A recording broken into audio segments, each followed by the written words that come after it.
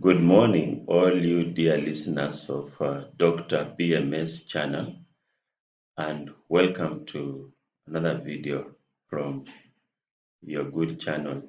Early this week, I made a video about the high class alcoholic, and I got interesting reactions from viewers. One particular viewer asked me, but Dr. BMS, what is the problem if I'm able to perform my duties and I enjoy my drink? I don't see any problem. Even if you call me a high class alcoholic, that's fine. So we had a little chat, and I said, okay, that's all right, but I'm going to make another video to answer your question, and tune in and watch. So today I would like to make a video about the functional alcoholic. The functional alcoholic is a cousin of the high class alcoholic. And today I would like to talk about this functional alcoholic.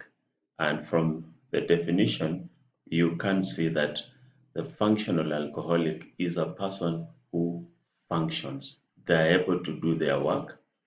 They go to work. At home, they perform. They meet their obligations.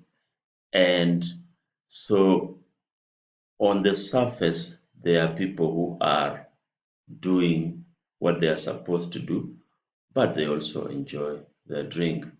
And I say they are cousin of the high class alcoholic because if you remember from my previous video of the high class alcoholic, we said this was a person who was using alcohol to the levels of addiction.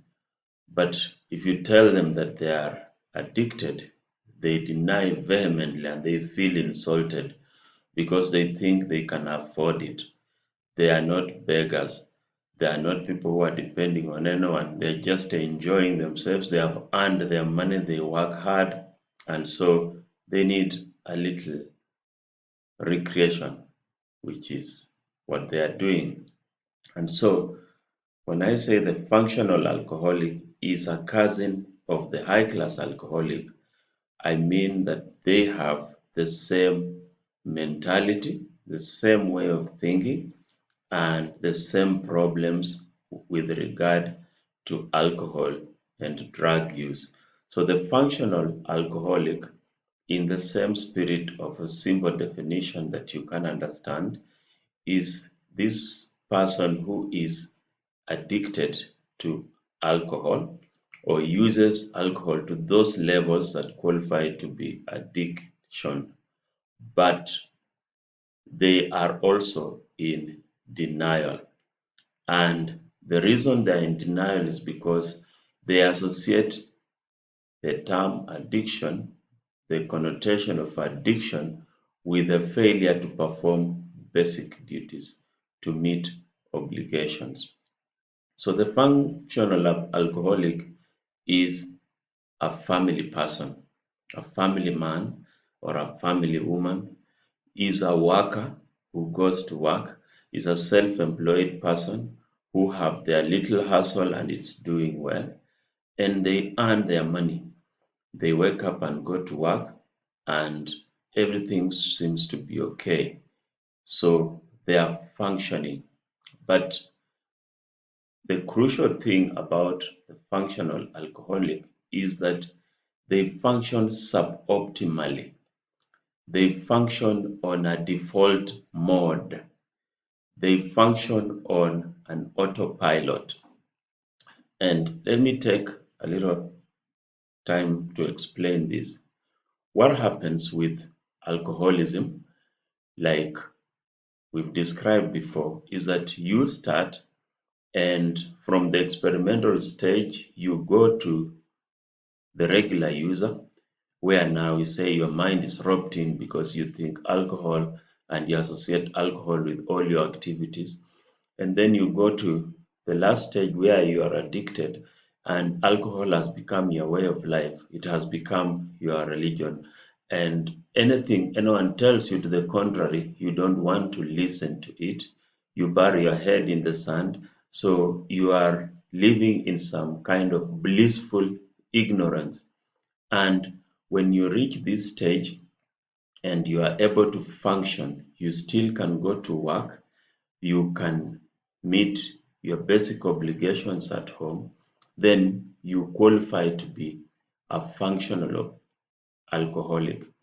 But why we say that you operate on a default mode, on a optimal level, on an autopilot, is that the effects of alcohol on your body, on your mind, on your soul cannot be avoided just because you are functional or you are high class, like you said.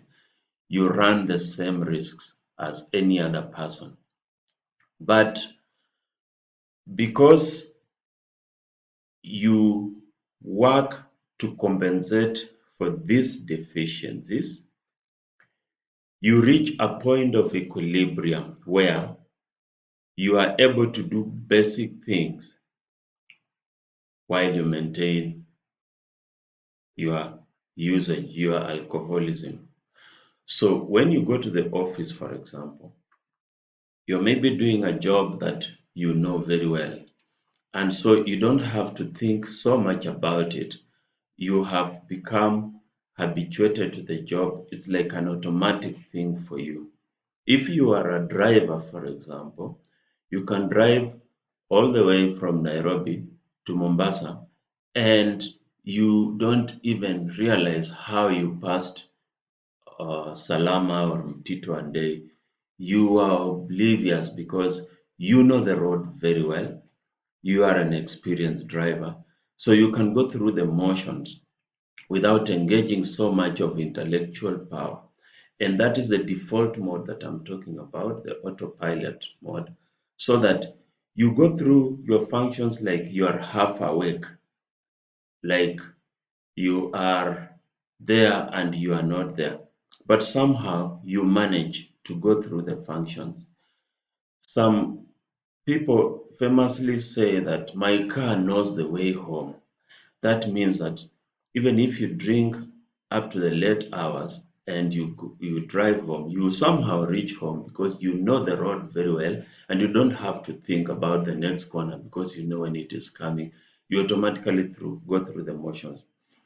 The risk here is that, however, if some challenge, unforeseen challenge, is brought your way, then your default mode, your autopilot mode may not be enough to help you, and you start running a risk, a higher risk, like the high class alcoholic, of adverse outcomes.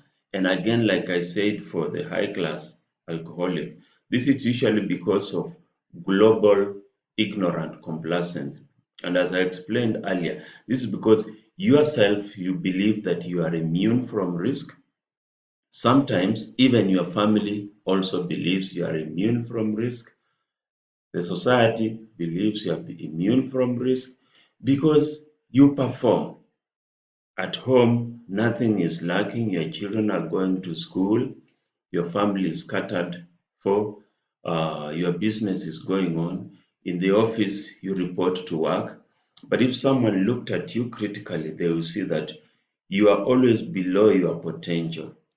And there is that risk that as people assume everything is okay, the drug, the alcohol has time to take its effect and take you down the path of decline. Because, as I said, you are not different biologically from any other human. So the effects of alcohol will catch up with you.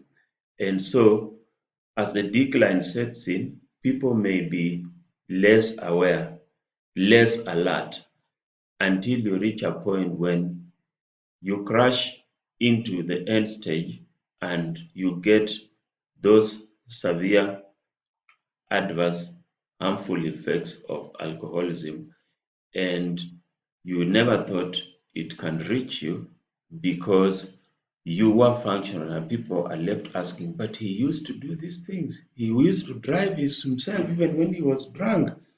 What happened this time? They are saying that when you have had a road accident, you've crashed on the road because this time you slept while you are on the driving seat and you got an accident, you're in hospital or you're in the mortuary. And so the functional alcoholic has now reached the end stage where the balance, the risky balance that was existing could not hold anymore. And now the effects have come home to be seen by everyone.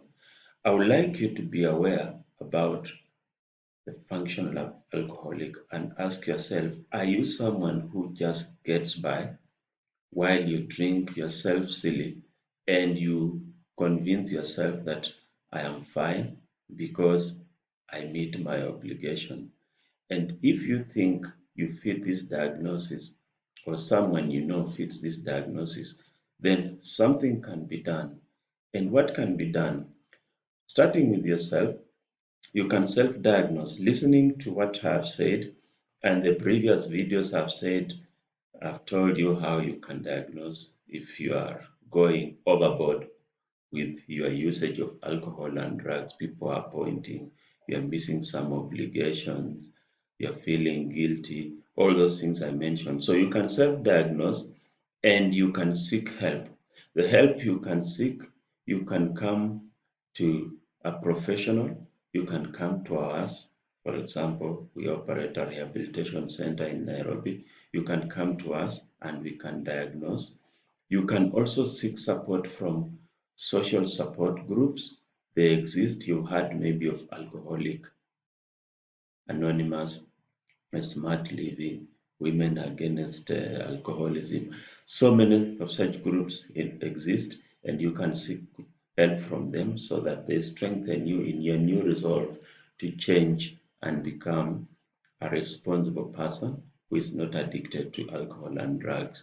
You can also come in for brief intervention. Brief intervention, usually this is an outpatient level, where with the help of the professionals like myself and others, we can help you to overcome your problem. Or if it is severe enough, you can check into rehabilitation, residential rehabilitation. This is the inpatient, and I've talked about inpatient versus outpatient rehabilitation in a previous video. And all these are things that can be done to help you and help your family member so that they do not float in that category of functional alcoholic, high class alcoholic, where everything seems to be okay, but this is a mirage because it's just for a period of time before they crash to be those useless, dysfunctional alcoholics that we know and abhor. That is what I wanted to talk to you today. And as usual, I encourage you to subscribe to our channel and like our videos so that we make more videos that can help you and your family live a more responsible and fruitful life for everyone who you care for in your family. Thank you very much and see you in the next video.